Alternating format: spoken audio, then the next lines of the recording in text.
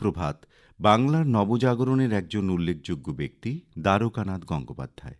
স্ত্রী শিক্ষা বিস্তারে এবং শ্রমিক আন্দোলনের বিকাশে তার গুরুত্বপূর্ণ ভূমিকা রয়েছে। তিনি ছাত্রাবস্থা থেকেই সমাজ সংস্কারমূলক আন্দোলনে যোগ দিয়েছিলেন। 1869 সালে তিনি অবলাবান্ধব নামে একটি পত্রিকা প্রকাশ করেন। এই পত্রিকার মাধ্যমে তিনি সমাজের অন্যায়ের বিরুদ্ধে প্রতিবাদ করে সমাজ সংস্কারের চেষ্টা করেন। 1873 সালে হিন্দু মহিলা বিদ্যালয় স্থাপিত হয়। তিনি এই বিদ্যালয় স্থাপন এবং ছাত্রীনিবাস প্রতিষ্ঠায় প্রধান উদ্যোগী ছিলেন। তিনি এই বিদ্যালয়ের একজন শিক্ষকও ছিলেন।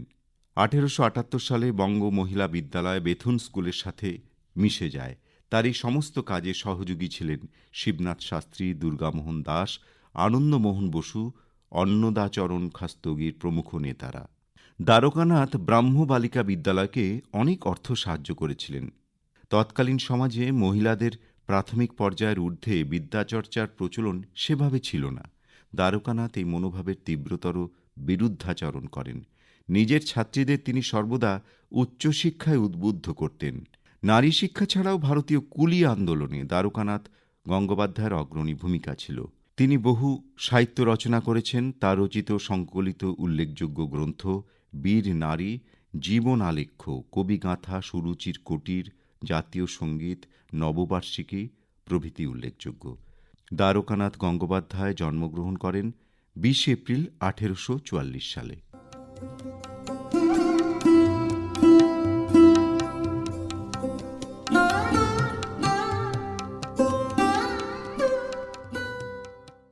চলে আসি প্রত্যুষার এ মাসের চিঠির বিষয়।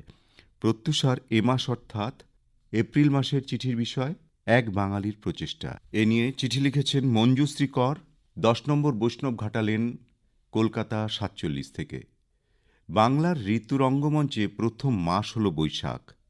বৈশাখের প্রথম দিন নতুন বছরের সূচনা করে। উৎসব দিয়েই বাঙালি পয়লা বৈশাখকে বরণ করে। বাঙালির পুরনো বছরের একঘেয়েমি, ব্যর্থতা ও গ্লানি দূর করে নতুন বছরকে নবরূপে নব আনন্দে জাগিয়ে তোলে। নতুন বছরের জন্যে বাঙালির প্রচেষ্টার সীমা নেই। দোকানে দোকানে কেনাবেচা, হালখাতা, সিদ্ধিদাতা গণেশের পুজো বাঙালির সংস্কৃতির সঙ্গে জড়িয়ে আছে।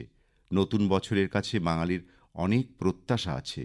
নতুন বছরের কাছে আমাদের আবেদন, হে বৈরাগী, কর শান্তি পাঠ, উদার উদাস কণ্ঠ যাক ছুটে দক্ষিণে ও বামে, যাক নদী পার হয়ে যাক চলি গ্রাম হতে গ্রামে, পূর্ণ করি মাঠ। বাঙালির 12 মাসে 13 পার্বণের মধ্যে চড়ক, গাজন, বৈশাখী পার্বণ ইত্যাদি উল্লেখযোগ্য।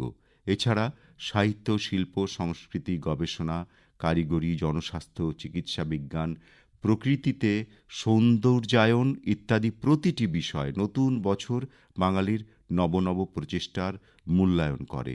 রবীন্দ্রনাথ থেকে আরম্ভ করে নজরুল ইসলাম পর্যন্ত বিভিন্ন সাহিত্যিক ও কবিরা তাঁদের প্রচেষ্টার দ্বারা বাংলাকে গৌরবান্বিত করেছে। রবীন্দ্রনাথ জল পড়ে পাতা নড়ে দিয়ে শিশুদের চেতনার বিকাশ ঘটালেন।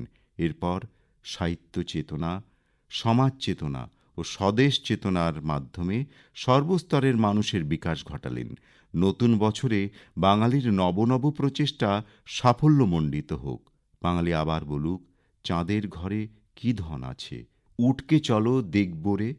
লিখেছেন মঞ্জুশ্রী কর, 10 নম্বর বৈষ্ণব ঘাটা লেন, আম্রপালি গ্রিন, কলকাতা 47 থেকে।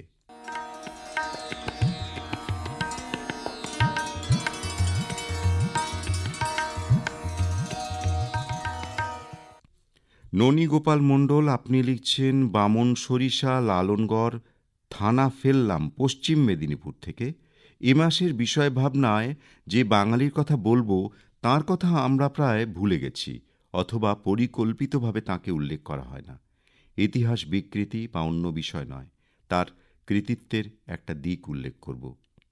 ভারতবর্ষের ত্রিবর্ণ রঞ্জিত পতাকা প্রথম তৈরি করেন গভর্নমেন্ট কলেজে শিক্ষিত দক্ষ শিল্পী, মেদিনীপুরের বীর সন্তান, অস্ত্রগুরু হেমচন্দ্র কানুনগো।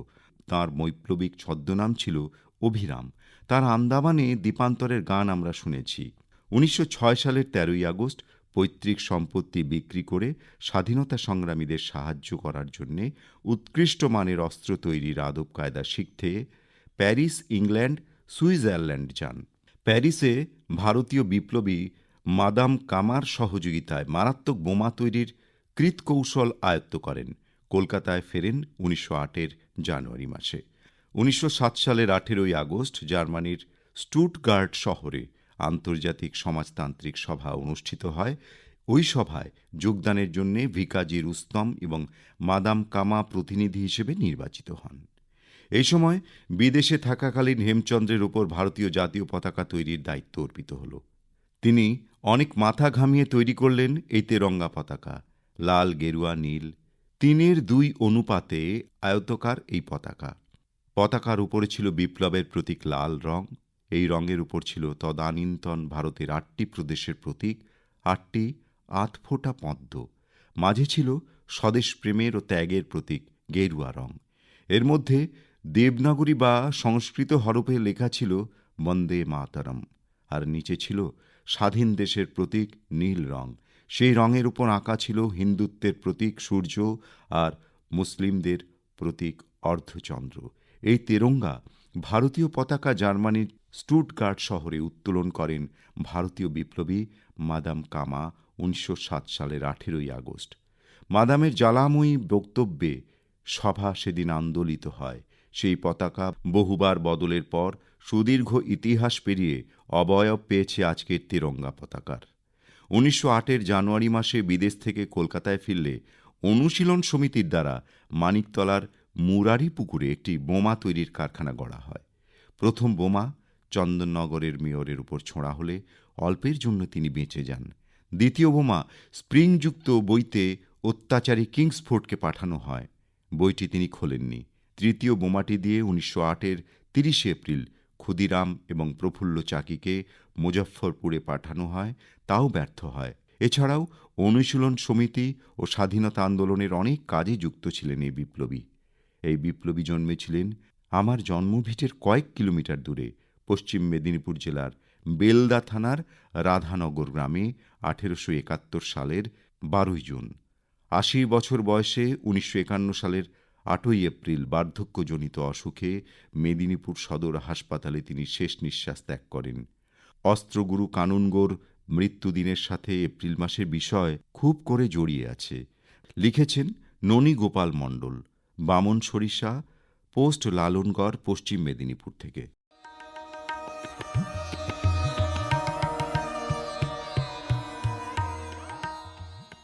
দেবীপ্রসাদ মণ্ডল, গ্রাম পোস্ট কিয়ামাচা, থানা গোয়ালতোর, পশ্চিম মেদিনীপুর থেকে লিখছেন, বাঙালির গৌরব গাঁথা ভারতবর্ষের ইতিহাসকে বারবার শুধু সমৃদ্ধ করেনি, করেছে মহান। আমি সেই বাঙালির কথা বলতে চাই যে বাঙালির হাত ধরে একটা দেশের লজ্জার মুক্তি ঘটেছে, একটা জাতি নতুন করে বাঁচার প্রেরণা পেয়েছে। মুক্তি ঘটেছে সবচেয়ে নক্কারজনক অধ্যায়ের। বেঁচে গেছে হাজার হাজার মা, মেয়ে, বোন। এমন প্রচেষ্টা যার হাত ধরে এসেছিল তিনি নবজাগরণের মুক্তিদূত, সমাজ সংস্কারক রাজা রামমোহন রায়। কোটি কোটি প্রণাম জানাই তার অমর আত্মার প্রতি। ১৯ শতকের একটি অসাড় কুসংস্কারগ্রস্ত জাতি যখন প্রগতির পথে না এগিয়ে মিথ্যে পরম্পরাকে বহন করে চলেছে, ঠিক সেই সময়কালে মুক্তির মন্ত্রে দীক্ষিত হয়ে পাল্টে ফেললেন সনাতন বিশ্বাসকে। সমূলে উপড়ে ফেলার জন্য ইংরেজ সরকারের দ্বারস্থ হলেন। সহমরণ নামক লজ্জা, ঘৃণার বিরুদ্ধে রুখে দাঁড়ালেন। সমাজ মাতব্বর দলের বহু চেষ্টা সত্ত্বেও সেই দিন রামমোহনকে আটকানো যায়নি। আইন করে নিষিদ্ধ হল সমাজের সবচেয়ে জঘন্যতম প্রথার। সুশিক্ষা আর শুভ বোধের যেমন একদিকে জয় হল, তেমনি বেঁচে গেলেন হাজার হাজার অসহায় নারী। এমন দীপ্তিমান তেজস্বী পুরুষ যে জাতির পূর্বপুরুষ, সেই জাতির একজন নগণ্য উত্তরসূরি হয়ে গর্ববোধ হয়। ইতিহাসের পাতায় অমরত্ব লাভ করা রামমোহন বাঙালিকে কেবল গৌরবান্বিত করেননি, করেছেন নিষ্কলঙ্ক। লিখেছেন দেবীপ্রসাদ মণ্ডল, গ্রাম পোস্ট কিয়ামাচা, গোয়ালতোর, পশ্চিম মেদিনীপুর থেকে।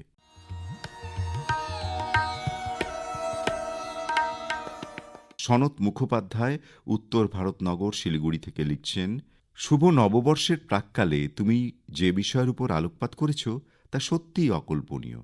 অতীত বর্তমানের পথপ্রদর্শক, একথা আমরা প্রায় সবাই জানি, কিন্তু কোনো কোনো ক্ষেত্রে বর্তমানও বর্তমানকে এগিয়ে নিয়ে যায়। সেজন্য আমি বর্তমানকালের এক অতি সাধারণ বাঙালির কাহিনী এখানে তুলে ধরার চেষ্টা করছি। এক অতি সাধারণ মধ্যবিত্ত পরিবারে জন্মগ্রহণ করে যে নিজের জেদ এবং অদম্য প্রচেষ্টায় গ্রামের এক জুনিয়র হাই স্কুলে পঞ্চম থেকে অষ্টম শ্রেণীর ১৫০ জন ছাত্রছাত্রীর মধ্যে সর্বোচ্চ নম্বর পেয়ে নিজের মামার কর্মস্থল শহরের বড় স্কুলে পড়ার সুযোগ আদায় করতে পারে, সে কি আজকের বিষয়ের উপর আলোচনার জন্য একেবারেই অযোগ্য? স্কুল ও কলেজের পড়া শেষ করে সেই ছেলেটি একটা হাই স্কুলের সহশিক্ষক হিসেবে নির্বাচিত হবার পর শুরু হয় তার জীবনের দ্বিতীয় পর্ব। অল্প দিনের মধ্যেই সাংস্কৃতিক জগতে তার প্রকাশ ঘটে। ২ বছর পর বিএড করার জন্যে কলেজে সুযোগ পায়। ১ বছর অক্লান্ত পরিশ্রম করার পর একসঙ্গে বিএড এবং এমএ দুটি ডিগ্রি অর্জন করে সবাইকে হতবাক করে দেয় সে। ছেলেটির জীবনের আরেকটি বিস্ময়কর ঘটনার কথা না বললে তার প্রতি অবিচার করা হবে। আবৃত্তি ও নাটকের ক্ষেত্রে সে যতটা স্বাচ্ছন্দ্য বোধ করত, সঙ্গীতের ক্ষেত্রে তার কণ্ঠস্বর ততটা সুরেলা ছিল না। সেজন্য সঙ্গীত শিক্ষকরা তাকে খুব একটা গ্রাহ্য করত না। ভাগ্যচক্রে হঠাৎ এক সঙ্গীত শিল্পীর ছেলে ও মেয়েকে প্রাইভেট পড়াতে গিয়ে তার কাছে ৬ থেকে ৭ বছর উচ্চাঙ্গ সঙ্গীতের তালিম নেয়। ১৯৮৯ সালে পশ্চিমবঙ্গ সঙ্গীত নাটক একাডেমি আয়োজিত একটি প্রতিযোগিতায় প্রথম স্থান অধিকার করে। এরপর প্রতিষ্ঠা করে নিজের একটি সাংস্কৃতিক সংস্থা। সেখানে সে বহু উৎসাহী ছাত্রছাত্রীকে সাংস্কৃতিক জগতের বিভিন্ন ক্ষেত্রে প্রশিক্ষিত করে তোলে। লিখেছেন সনৎ কুমার মুখোপাধ্যায়, উত্তর ভারতনগর, শিলিগুড়ি থেকে। শিখা পাল, আপনি লিখছেন নিউ টাউন পাড়া, জলপাইগুড়ি থেকে। তোমার এপ্রিল মাসের ভাবনার বিষয় এক বাঙালির প্রচেষ্টা। সকালের চাটা আজও আমি ২টো কাপেই চা বানাই, একটা আমার জন্যে, একটা দেবব্রতর জন্যে। যদিও ১ বছর হলো সে আর নেই। বারান্দার কোণে রাখা সেই পুরনো সোফাটায় বসে প্রতিদিন ওর সঙ্গে কথা বলি, আর এই কথোপকথনই আমাকে বাঁচিয়ে রেখেছে। জানো প্রত্যুষা, আজকের দিনটা একটু অন্যরকম ছিল। হালকা কুয়াশার মধ্যে দিয়ে সূর্যের আলো এসে পড়েছিল আমাদের বাগানে গন্ধরাজ ফুল গাছটার ওপর। দেবব্রত এই গাছটা খুব ভালোবাসত। গাছটার দিকে তাকিয়ে আমি বললাম, দেখেছ, তোমার গাছটা এখনও ঠিক তেমনই রয়েছে। মেয়েরা নিজেদের জীবনে ব্যস্ত হয়ে পড়ল, বাড়িটা ফাঁকা হয়ে গেল। তাঁদের জীবনে আমার জায়গাটা যেন এখন একটা রুটিন কালের মধ্যে সীমাবদ্ধ। আমি অভিযোগ করি না, কারণ সময় বদলায়, মানুষ বদলায়, এটাই তো স্বাভাবিক। আমার দিন কাটে এখন ছোট ছোট জিনিসে, গাছের যত্ন নেওয়া, গান শোনা ও ডায়েরিতে গল্প ও কবিতা লেখা। আমি লিখি কারণ এতে মনে হয় আমি তাকে চিঠি লিখছি। ড্রয়িং রুমের আলমারিটা, যেখানে ওর জামা কাপড় গুছিয়ে রাখা আছে, সবার ঘরের বিছানাটা, সব কিছুই ওর স্মৃতি হয়ে আছে। তাকে ডায়েরিতে আজও লিখলাম, তুমি না থাকলে তোমার উপস্থিতি প্রতিটা মুহূর্ত আছে। আমি এখনো তোমার সাথে কথা বলি, তোমার জন্য চা বানাই, তোমার গাছের যত্ন নিই। হয়তো এটাই ভালোবাসার শেষ রূপ, যেখানে মানুষ থাকে না, সম্পর্কটা থেকে যায়। চা ঠান্ডা হয়ে গেছে। আমি 2টো চা ধীরে ধীরে খালি করলাম, কারণ আমি জানি ও এখনো আমার সাথেই আছে। লিখেছেন শিখা পাল দাম, নিউ টাউন পাড়া, জলপাইগুড়ি থেকে।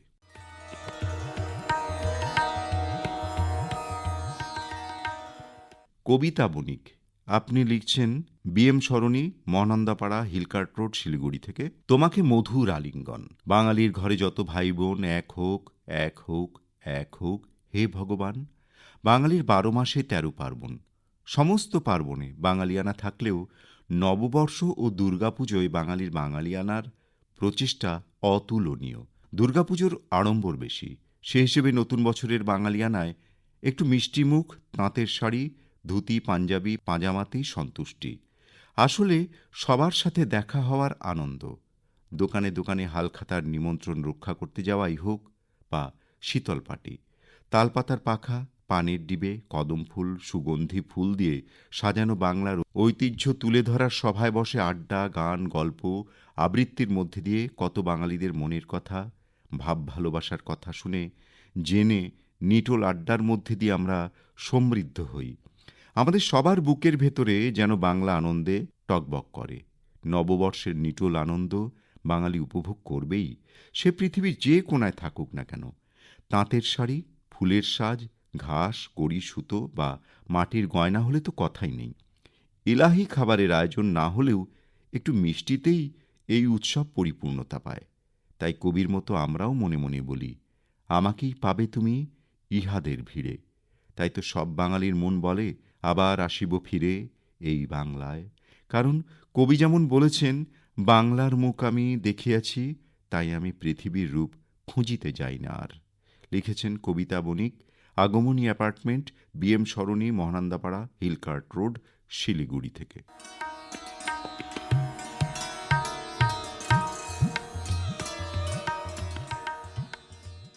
পরিমল ভৌমিক দ্বিতীয় খণ্ড ভাঙনি, দিনহাটা, কোচবিহার থেকে লিখছেন, চিরসাথী প্রত্যুষা, শিওরে নববর্ষ। নিজেদেরকে বাঙালি ভাবতে যতটা না গর্ববোধ হয়, নববর্ষে বাঙালির বাঙালি হয়ে ওঠার প্রতি ততোধিক আগ্রহ পরিলক্ষিত।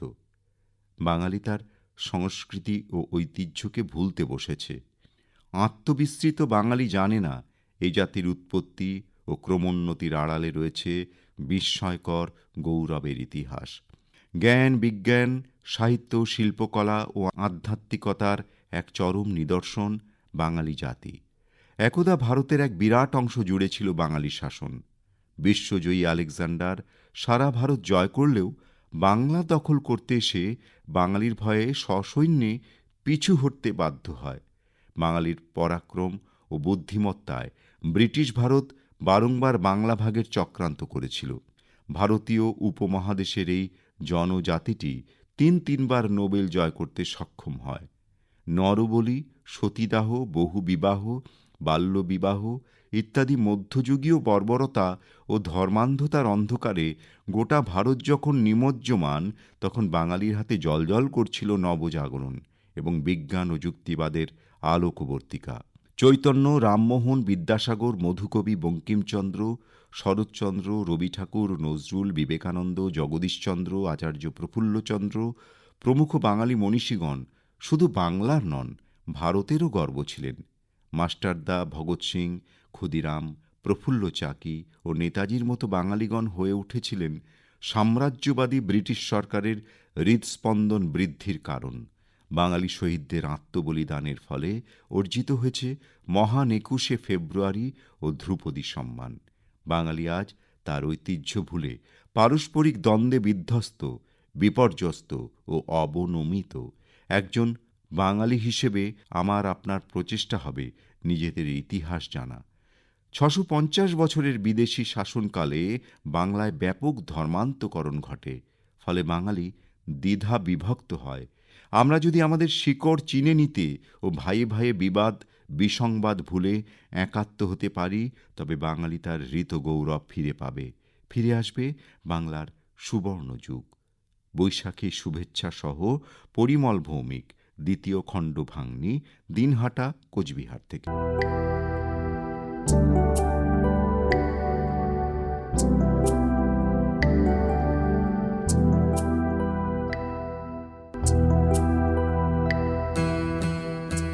আমরা বাঙালিরা সমগ্র বিশ্ববাসীর তুলনায় একটি বিষয়ে ভীষণ রকম সৌভাগ্যবান।